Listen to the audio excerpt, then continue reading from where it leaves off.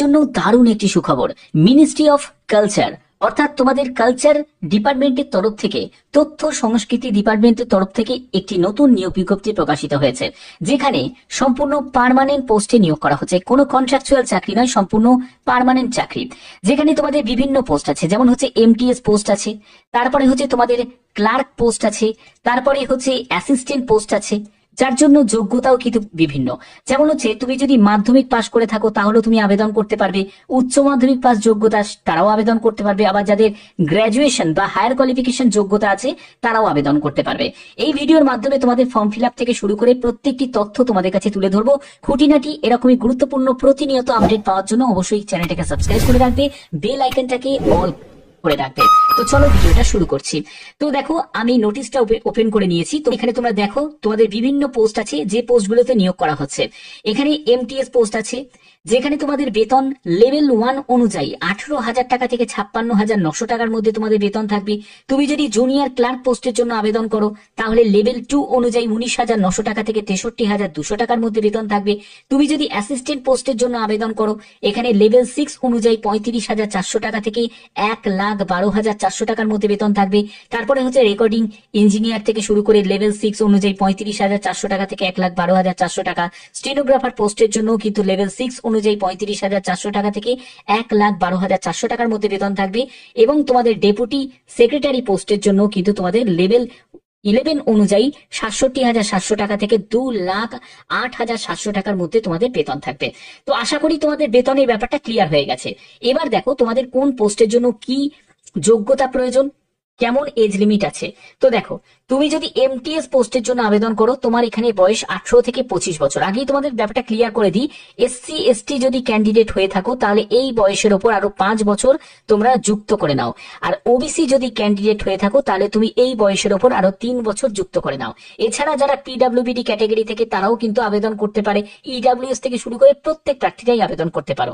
এখানে দেখো তুমি যদি এমটিএস পোস্টের জন্য আবেদন করো তোমার এখানে যোগ্যতা শুধুমাত্র মাধ্যমিক পাস হলেই কিন্তু তুমি এমটিএস পোস্টের জন্য যোগ্য। তুমি যদি জুনিয়র ক্লার্কের জন্য আবেদন করতে চাও তোমার এখানে উচ্চ মাধ্যমিক পাস যোগ্যতা প্রয়োজন, এবং তোমাদের একটা টাইপিং স্কিল টেস্ট নেওয়া হবে, যেখানে 30টি শব্দ প্রতি মিনিটে তোমাকে টাইপ করতে হবে। এর জন্য কোনো কম্পিউটার সার্টিফিকেটের প্রয়োজন নেই, শুধুমাত্র তোমাদের একটা টাইপিং টেস্ট নেওয়া হবে। এছাড়া তোমাদের যে পোস্ট আছে সেটা হলো অ্যাসিস্ট্যান্ট পোস্ট আছে, যেখানে তোমাদের গ্র্যাজুয়েশন যোগ্যতা এবং এখানে কিন্তু তোমাদের বেসিক কম্পিউটার নলেজ প্রয়োজন আছে। এবং দেখো এখানে তোমাদের 30 বছরের মধ্যে অর্থাৎ 18 থেকে 30 বছরের মধ্যে এই পোস্টের জন্য এখানে 18 থেকে 27 বছর, ঠিক আছে। তারপরে তুমি যদি রেকর্ডিং ইঞ্জিনিয়ার পোস্টের জন্য আবেদন করতে চাও এখানে যদি তোমার পলিটেকনিক কোনো ডিপ্লোমা বা ডিগ্রি করা থাকে, সাউন্ড রেকর্ডিং সেই ব্যাপারে যদি অভিজ্ঞতা থাকে অ্যাপ্লাই করতে পারবে। তারপরে স্টেনোগ্রাফার ইংলিশ এবং হিন্দি, সেখানেও তোমাদের উচ্চ মাধ্যমিক পাস যোগ্যতা, স্টেনোগ্রাফি টাইপিং তোমাদের স্কিল থাকতে হবে। 18 থেকে 27 বছর হচ্ছে বয়স। এই যে বয়সগুলো বলছি সেগুলো জেনারেলের ক্ষেত্রে বলছি, এসসি এসটি হলে 5 বছর, ওবিসি হলে বয়সে 3 বছর ছাড় পেয়ে যাবে। তারপরে হচ্ছে ডেপুটি সেক্রেটারি, এখানে তোমাদের মাস্টার ডিগ্রি রিলেভেন্ট এক্সপিরিয়েন্স কিন্তু তোমাদের থাকতে হবে, 50 বছরের মধ্যে তোমার বয়স হতে হবে, ঠিক আছে। এবার দেখো এখানে তোমাদের ক্যাটাগরি, যে ক্যাটাগরি এবং তোমাদের আবেদন মূল্য কত টাকা লাগছে। অল আদার ক্যাটাগরি মানে হচ্ছে তুমি যদি ইউআর ক্যান্ডিডেট হয়ে থাকো, তুমি যদি ওবিসি ক্যান্ডিডেট হয়ে থাকো তোমার এখানে 300 টাকা মতো আবেদন মূল্য লাগছে। অবশ্যই যারা মেল ক্যান্ডিডেট তাদেরকেই কিন্তু এই 300 টাকা আবেদন মূল্য দিতে হচ্ছে। বাট তুমি যদি এসসি এসটি ক্যাটাগরি থেকে হয়ে থাকো, পিডব্লিউবিডি, ইডব্লিউএস, ওমেন ক্যান্ডিডেট হয়ে থাকো তোমার কোনো রকম আবেদন মূল্য লাগছে না, ঠিক আছে। এখানে যে নিয়োগটি করা হচ্ছে সেটা কিন্তু পার্মানেন্ট পোস্টে নিয়োগ করা হচ্ছে, খুবই ভালো একটা অপরচুনিটি। তো এখানে দেখো তোমাদের যেসব পোস্টগুলো তার জন্য কিভাবে সিলেকশন করা হবে। তুমি যদি ডেপুটি সেক্রেটারি পোস্টের জন্য আবেদন করো সেখানে তোমাদের রিটিন এক্সাম এবং ইন্টারভিউ হবে। স্টেনোগ্রাফি পোস্টের জন্য তোমাদের written exam, short hand typing test হবে। রেকর্ডিং ইঞ্জিনিয়ার জন্য তোমাদের রিটিন এক্সাম, ইন্টারভিউ এবং স্কিল টেস্ট হবে।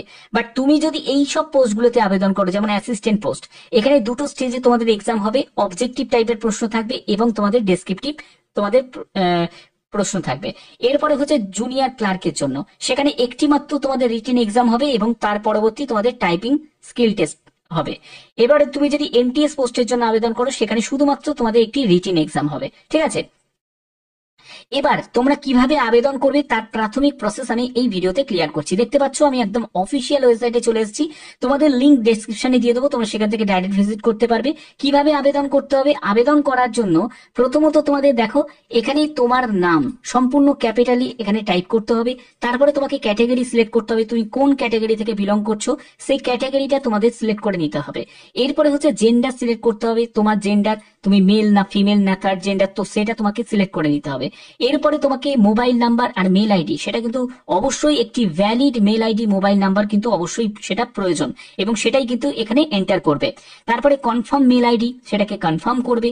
তারপরে তোমাকে ডেট অফ বার্থ অবশ্যই তোমাকে মেনশন করতে হবে, 5/3/2025 হিসাবে তোমার বয়স কত হচ্ছে।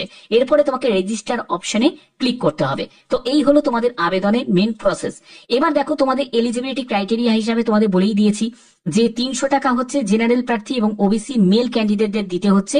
বাদ বাকি যারা ফিমেল ক্যান্ডিডেট, তারপরে এসসি এসটি ক্যাটাগরি থেকে ইডব্লিউএস পিডব্লিউবিডি, তাদের কিন্তু কোনো রকম আবেদন মূল্য দিতে লাগছে না। কি কি ডকুমেন্টস এখানে রিকোয়ার্ড আছে ভালো করে বুঝে নাও। দেখো প্রথমত হচ্ছে ডেট অফ বার্থের তোমাদের প্রুফ হিসাবে মাধ্যমিকের তোমাদের সার্টিফিকেট কিন্তু লাগছে। তারপরে বা তোমার যদি ডেট অফ বার্থের সার্টিফিকেট থাকে সেটাও কিন্তু হয়ে যাবে।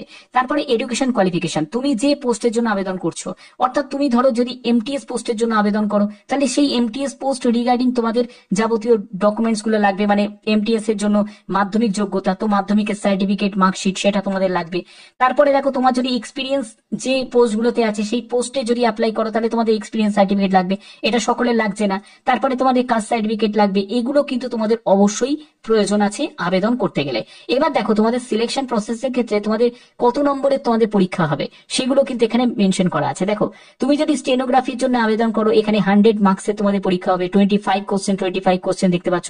অ্যারিথমেটিক, ইংলিশ, রিজনিং, জিকে এর উপর তোমাদের থাকবে 1.5 আওয়ার্স তোমরা সময় পাচ্ছ।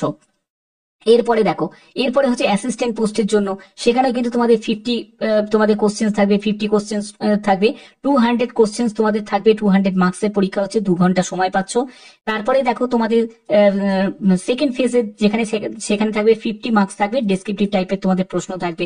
তারপরে তুমি যদি জুনিয়র ক্লার্কের জন্য আবেদন করো এখানে 100 মার্কস 100 কোশ্চেনের পরীক্ষা হচ্ছে তোমাদের। দেখো 25 নম্বর করে কিন্তু প্রত্যেকটা সেকশনে কিন্তু ভাগ করা আছে, জিকে, ম্যাথ, ইংলিশ এবং রিজনিং, একই রকম কিন্তু সিলেবাসই ব্যাপারটা থাকছে। ঠিক আছে, এরপরে তোমাদের একটা টাইপিং স্কিল টেস্ট নেওয়া হবে, যেটা হচ্ছে তোমাদের কোয়ালিফাইং নেচার, 30টি শব্দ প্রতি মিনিটে তোমাকে টাইপ করতে হবে ইংলিশে।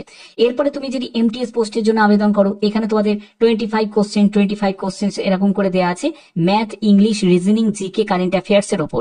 ঠিক আছে, অর্থাৎ তোমাদের একদম বেসিক লেভেলের যে প্রস্তুতি সেরকম করে নিলেই কিন্তু হয়ে যাবে। কারণ দেখো এইসব জায়গায় অনেকে কিন্তু ইনফরমেশন জানে না, অনেকে আবেদন করে না। এই যে নিয়োগটি করা হচ্ছে সেটা সঙ্গীত নাটক .gov.in এর তরফ থেকে একদম কালচার ডিপার্টমেন্টে যেখানে সেখানে কিন্তু এই নিয়োগটি করা হচ্ছে। তো এই যে নিয়োগের জন্য তোমরা যারা যারা আবেদন করতে ইচ্ছুক তারা অবশ্যই কিন্তু নির্দিষ্ট সময়ের মধ্যে আবেদন করে দিও। তার জন্যই বলছি প্রত্যেকে যারা যারা আবেদন করতে চাও আবেদনের শেষ তারিখ 5ই মার্চ 2025। ঠিক আছে, তো এছাড়া তোমরা যারা যারা আবেদন করবে তারা অবশ্যই কিন্তু ভালো করে ভিডিওর প্রত্যেকটি তথ্য ভালো করে জেনে বুঝে তারপরে কিন্তু আবেদন করো। আর এরকমই গুরুত্বপূর্ণ প্রতিনিয়ত আপডেট পাওয়ার জন্য অবশ্যই চ্যানেলটাকে সাবস্ক্রাইব করে রাখবে, বেল আইকনটাকে অল করে রাখবে। এখনের মতো এটুকুই, টাটা।